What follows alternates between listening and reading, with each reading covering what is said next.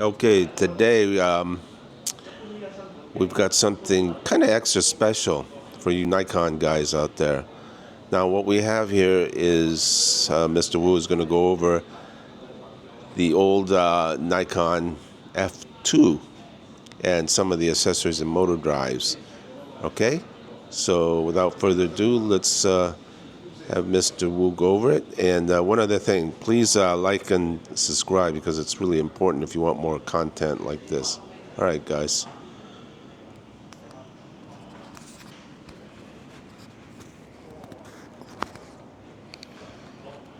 Okay.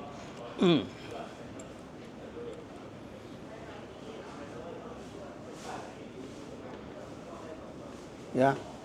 So today we have the Nikon F2.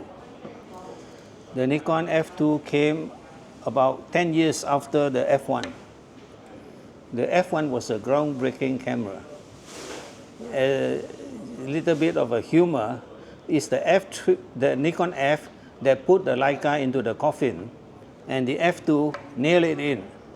So, while Leica was very good in the rangefinder, the world was swinging towards the single lens reflex for two reasons. One is you can see what you get in the viewfinder, and you can use it for close-up, macro, and you can put long telephoto beyond 135.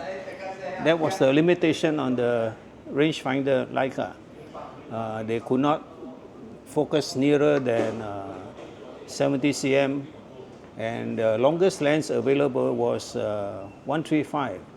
Unless you add the other attachment, the Visoflex housing, which virtually converted the rangefinder into a single lens reflex camera.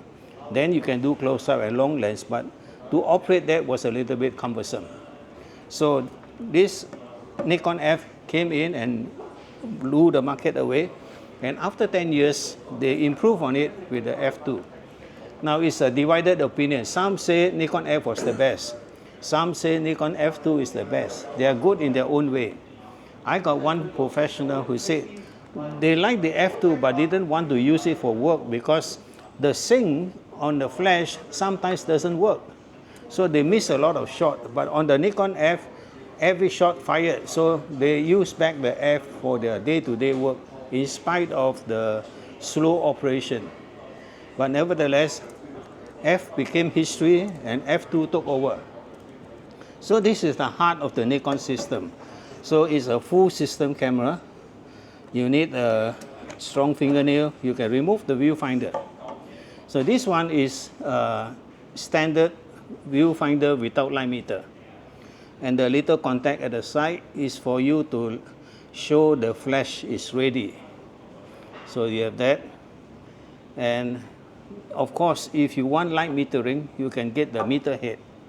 The meter head have another shutter dial that sits on top of this. So you sync with your shutter dial.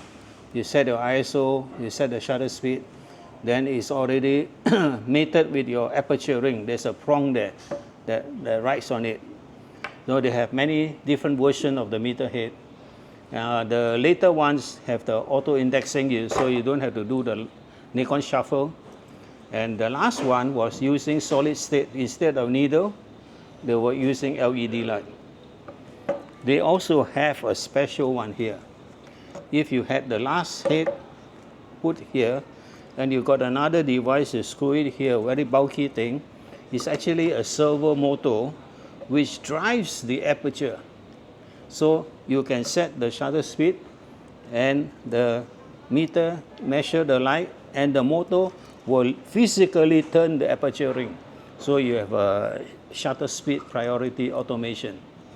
Okay, but by itself, just as it is, you got changeable focusing screen, and this viewfinder system is 100% view. In other words, what you see in the image screen is the exact of what is recorded on the film, 100%. Not like the other camera is 97, 95, 94. It's only a portion of it, but this one, 100%. So it's good for copy work, for slide, and so on. Then, of course, the shutter is a titanium shutter, horizontal, left to right. So not like the cloth shutter. So you won't be able to burn holes into it. It's metal. Then you notice the shutter dial got two colors, one white and one green. Now the white colors are used at the predetermined set, whereas the green one, you can use it intermediately in between, it's variable. So that's why they color coded it. So, okay. And they borrow something from the old Exacta camera. So if you want to take long exposure, you put this on B, and this timer lever, you turn until it corresponds to the speed here, and then you make an exposure. Sorry.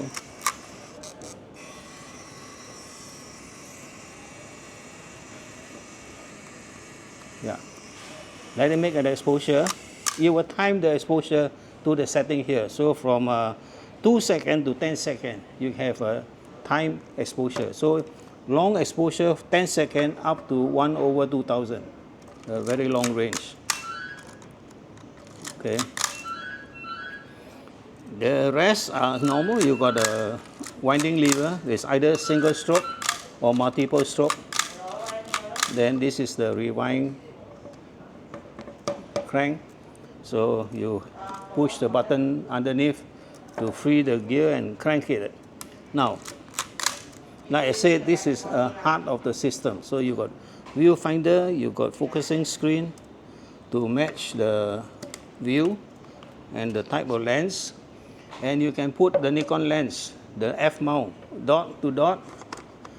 This particular one is a special lens. This is a PC lens, perspective control, or we call it the shift lens. So you can use it like a normal lens in the normal position.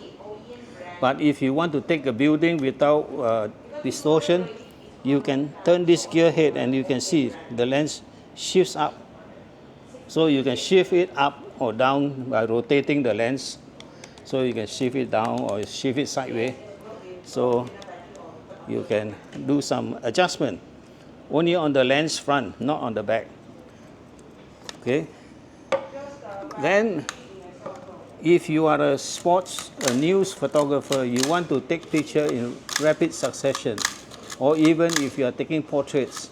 If you take portrait, you take one shot, and then you want to take another shot, you have to move your head away and take, and then you lose your composition. So what you can do is mount the motor drive. This is the motor drive. This is the motor unit. This is the power supply. And inside got the battery holder. Each one of these holds 5 AA battery. So in other words, it runs on 10 batteries. 10 AA batteries. So you put it in. So open the door at the back. Give a twist, turn, the door open. Then you just push it in. Left and the right. Push it in and snap it in position. Then you're done. So you mount the battery to the motor with a coin. Okay, tighten it. Now, to mount the motor to the body, you need to do one thing. You need to remove this key because the shaft is from the bottom. So, with a coin, unscrew the key at the bottom.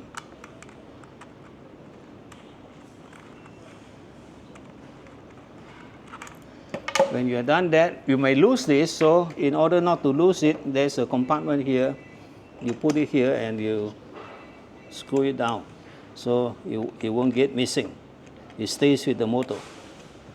But some people forget, they sell away the motor without taking this out, and they landed up with the camera with a hole at the bottom. So, but if that really happened, that's a disaster because you need this key to open the film bag. All right, so now we mount it. So the power is off. Yeah, off the power. Then we just screw it on. Screw it on, and to activate it, turn on the power. L for lock, C for continuous, S for single shot. So everything done, you can click. Now, you have to understand the motor in those days, the mirror in those days, they cannot move so fast. So there are some limitation on use. So if you want to have the mirror in operation together with the motor, the fastest speed you can use is 125 at this speed. But if you want to shoot higher than 125, 250, 2000, there is a, you got to change the firing rate up here, and they say mirror lock, mirror up. That means you have to activate the mirror first. In other words, you lose the viewing. You have to put another finder to see to get the view. Then you can go higher rate. The Nikon F3 don't need to do that. The motor can go, the mirror can go faster. As a safety measure, when you shoot, let's say, to the end of the row, you will stop. You will stop at one point, and you can't go anymore. That is to prevent the motor from tearing the film. So then you rewind, and then use the motor rewind, and then you stop. So each time when I push this reset the counter back to starting. Then it will work again.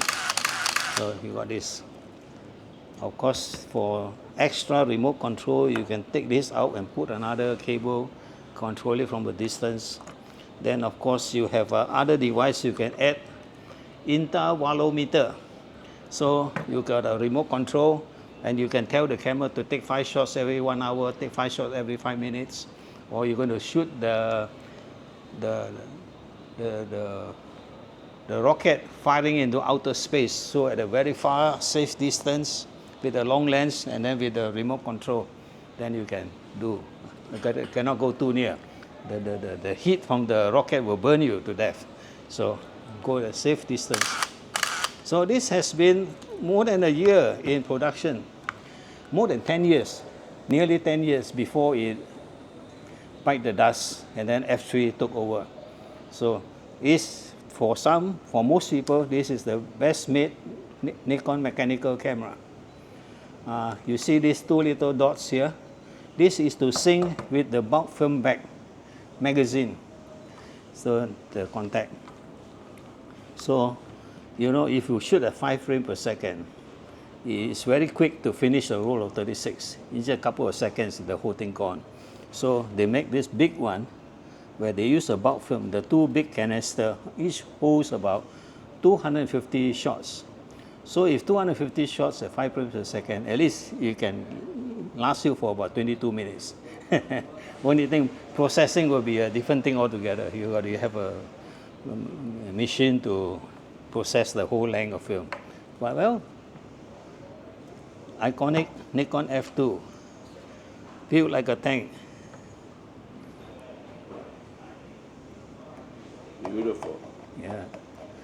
If you take care of it, don't abuse it, this will last you a long time, many, many years.